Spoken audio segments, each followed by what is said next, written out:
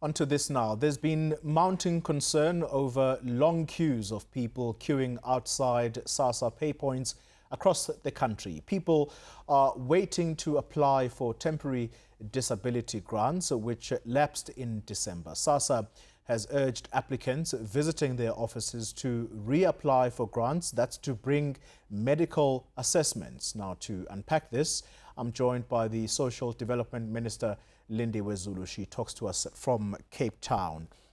Minister, a very good morning to you and thank you very much for your time. Firstly, I just want to get this out. Your reaction to the queues that we are seeing outside the many pay points and Sassa offices throughout the country. Could there have been another way to do this? Well, for the time being, there isn't any other way of doing it in terms of ensuring that people bring their evaluation, because look, the queues that you are seeing in the main are queues of those that are applying for disability grants. And you will recall that we extended the disability grants twice already because we're trying to avoid what we are seeing now, people going and being in queues for a very long time. So at the moment, people have to come to Sassa offices. What is actually important to note here is that while Sassa is responsible for the payment of the social grants, we are calling on our communities and the people who are coming to apply for the social grants to be of assistance to us in terms of keeping to the COVID-19 protocols, because people have to keep the distance, have to wear the mask, and we are trying our best. In fact, if I may say, we are looking at an alternative way, which we're not only looking at it now. From the time that I started in the department, I said, we need to find better ways which bring dignity to our people instead of so many people always queuing. Hence, you can see now that we have started even doing the applications online because we are trying to reduce these queues. You will also recall that when we were paying the 350, nobody came to the Sassa offices because COVID-19 protocols and the levels did not allow people to come. So we had to think quickly of what else we can do. People applied for the 350 in a number of platforms. These are the platforms that we now have to start using going on to the future. But the ones where they have to have doctors' approval as to whether they have the disability or not, that there's not much we can do about, because people really have to go to the doctors in order for the doctors to certify that, yes, indeed, they have a disability and therefore they qualified to be paid for that on that disability grant. Minister, at a time when government is doing its best to encourage people to avoid super spreader events, the scenes that we are seeing at the Sassa pay points, those are super spreader events, whether you like it or not. And I ask you the question, could there have been, or could these alternatives that you are speaking about have been explored already in order to avoid this situation we are seeing now? And might I add, Minister, where are the queue marshals that you once promised? Yes, right now, as I speak to you, also, can I please just also indicate that it is some areas, it's not the entire country that is having these queues, because in some areas where we have marshals who also are volunteers that have been organized through the National Development Agency, you are not seeing these very long. But in some places, even the volunteers and the marshals that we needed are not adequate. But I do want to also say that while we are looking for marshals, while we are trying to also make the necessary arrangement, in fact, I'm here in the Western Cape in particular, because the Western Cape seems to be the worst place where we have these queues. Here's the issue here. We cannot work alone as a Department of Social Development and Sassa in particular in maintaining the distance and making sure that people are wearing masks. We are working here in the Western Cape.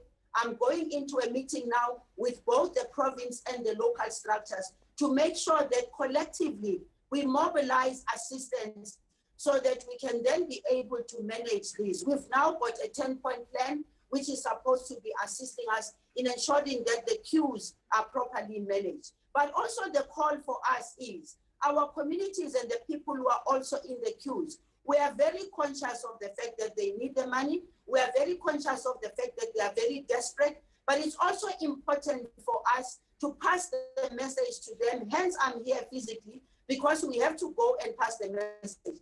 Just here in the Sassa offices where I am right now, if you were to go out now and see the order that is outside, the order that is outside is also because the members of the beneficiaries, they themselves are conscious, and some of them are here with children.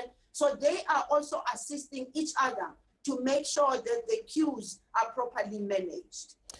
Minister, I hear you, and I hear the desperation in your voice, but how do you respond to someone like this Philippi resident who has been stationed, as we understand it, outside the Guguletu Sassa office, at least for the last 2 days? She was captured by News 24 as saying this. And just by the way, she suffers from severe epilepsy, and she was fearful that she was going to spend another night sitting outside that office. I just want to quote it for her.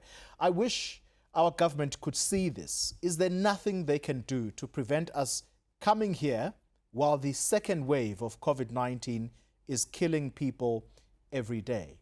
How do you respond to Ndombe Apile? The reason why I am here, it is because I'm coming to respond to the people that are facing this challenge. But I cannot respond by just going to see what they are doing. I need the officials of Sassa. I need the provincial government. I need the local government to work with us in this case so that we can be able to assist each other in this. I'm here. I flew in this morning specifically so that I can also be able to respond, not from hearsay, but by seeing it for myself. I'm here in the offices of Sassa. We're starting the meeting as soon as I finish this because we need to look for best ways in the long term. Remember that all of us were caught by this COVID-19, and there's lessons that we have learned in the time that we have been here. And it's for that reason also, for instance, that we pulled in the National Development Agency to assist us with their volunteers to come and help us. Yeah. But when all is said and done, it is a coordinated effort by all three spheres of government, because I'm not seeing this in the entire country. I have to come to the places where there seems to be a hotspot, and we need to work with the province and the local structure for us to be able, because the issue here is not about the systems of Sassa failing the people. The issue here is that the conditions under which we have to work, we are 50% less than the number of people that we normally have in the offices because people have been affected by COVID. So even our staff is half the number of people that we normally have in the offices. So those are the things that we need to work on in saying, in return, the staff themselves have to be safe because they are the frontliners. They have to be with the people. We have to make sure that they have protective clothing and everything. That's why I am here. Yes, the woman that you spoke to, I'm hoping that by now she should have been helped. I will find out. But basically, COVID-19 has really created a big problem for us because under normal circumstances, you would not see the queues of people who are coming here to get their money because the doctors would have seen them very easily. The Sassa itself would have been in full capacity to be able to service, but we are not in full capacity because our staff have also been badly affected, Minister, especially Sassa. Minister, let me tease out these alternatives that you pointed to earlier in the conversation. What are they? And if we really had learnt lessons in the first wave, why are they not being implemented right now? They being implemented. But obviously, as I say to you, when you have half your staff who are inside in the offices who are supposed to assist you, it is not going to be as quick as it is possibly. Secondly, we have the queue management, which we are trying our best to manage. That's why I'm saying we called on the NDA to come and assist us. Also, we are trying to ask people that they come through only when they have appointments, because part of what has always been a problem is when people just flock in. And I think Sassa needs to upscale and improve its system so that people can be assisted, like the SMSs that can be sent to people to come to the offices. Also, we are trying to get overtime so that staff can be able to work overtime. And we're trying to get additional staff to try and assist us in this instance. Yeah, Minister, you've pointed to all three spheres of government working together in order for this process to be seamless. Are you in any way pointing to some failures on the part of the Western Cape government, and what might those failures be? Well, it's coordination, because look, if I call the MEC in KZN or at the MEC in any other province or Free State and all, we would rely on them in mobilizing, for instance, the resources in terms of assisting in the queues, so that it doesn't have to be always the minister that stands up and goes into that place and respond.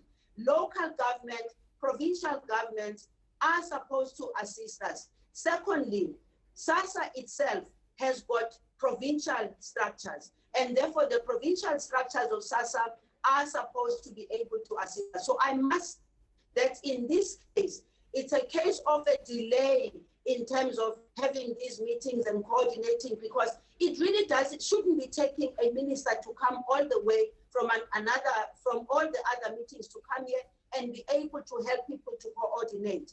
My view is that if we are working very well and coordinating with each other, we can have the Zoom meetings, we can have the planning together with each other, and we can mobilize the resources from a human resource point of view of saying, can we get people that can come and be part and parcel of assisting us in managing the queues? So the Social Development MEC in the Western Cape is to blame then for a lack of coordination, and that's why we're seeing the queues we're seeing. Is that what you're saying?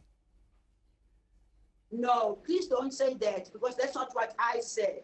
I said that the poor coordination between the three spheres of government is what needs to help us.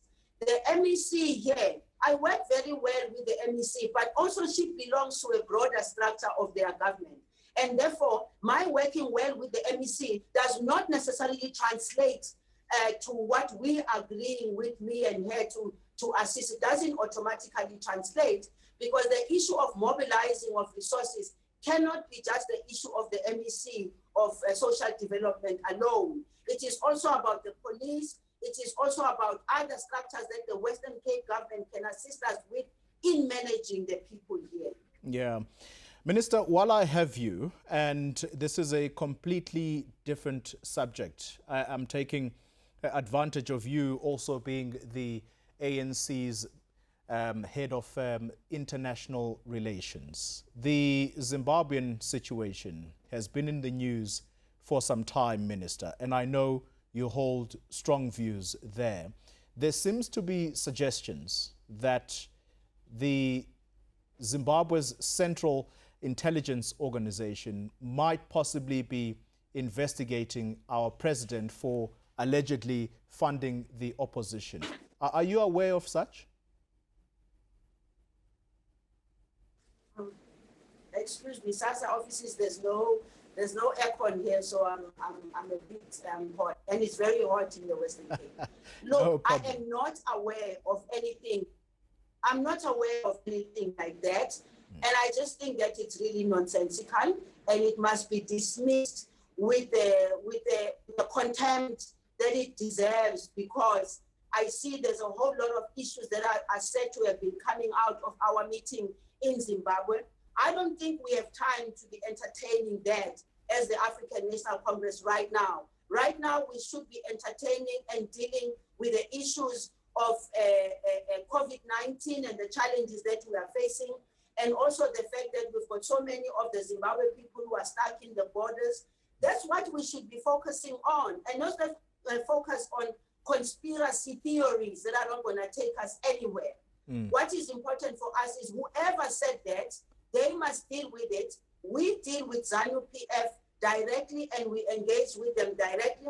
And if they had a concern about that, that's something that I think they could have raised in the meeting, but nothing like that was raised in the meeting. And we still insist that we had a very good meeting. It was frank, it was honest, it was dealing with the real issues between South Africa and Zimbabwe, and in particular between us, ZANU-PF, and the ANC as sister parties. Yeah, the relationship between ZANU-PF and the ANC, how would you characterize that relationship? Because the chairperson of the ANC, whom I spoke to on Sunday, he complained bitterly about a relationship of blackmail, quote unquote, that exists on the part of ZANU-PF towards the ANC. Look, the unfortunate part is that whether there's blackmail or not blackmail, the responsibility that stands between ZANU-PF and the African National Congress is that of always trying your best to keep cordial relations, because we are neighbors, we can't wish ourselves away. And so any conflict or any misunderstanding or any challenges that we face as sister parties, we don't have a choice. We need to be able to find each other. And if we need to get into a room and in that room be able to be frank and honest and box each other if need be, so be it. We cannot afford not to find each other as liberation movements. We cannot afford not to find each other as governments, because the peoples that we are leading expect the best of us. So sometimes how I feel about something might not necessarily be the important thing, but as long as I can then be able to voice myself out when I feel I'm not happy about something that the other is doing, this is the platform that we need to utilize to strengthen things between the two parties. So there's nothing of an embarrassing nature that might be revealed by ZANU-PF then as a result of your meeting last year? Absolutely. I was part and parcel of that meeting from the very beginning to the end of that meeting. In that meeting, there is not even an iota of any truth of anyone outside who was saying that meeting discussed anything else other than our concerns as the African National Congress about Zimbabwe, the political situation in Zimbabwe, our relationship both at a political level but also at a government level. Those are the things that we discussed in that meeting. Other than that, I didn't hear anything. If anybody has got something that they have, they must stop peddling it. They must put it on the table, because we, as members of the African National Congress, and I believe as a member of ZANU-PF who were at the meeting, will tell contrary of whatever people are talking about. If anybody has got something, can they please put it on the table and stop telling us they have this, they have that, they'll bring that. If they have it, let them put it on the table. We will be able to deal with it. But from ourselves who were in that meeting, nothing of that nature happened in that meeting. Lindiwe Zulu, thank you very much for your time. She is the chair of the ANC's subcommittee on international relations. Plus, we also spoke to her in her capacity as Minister of Social Development.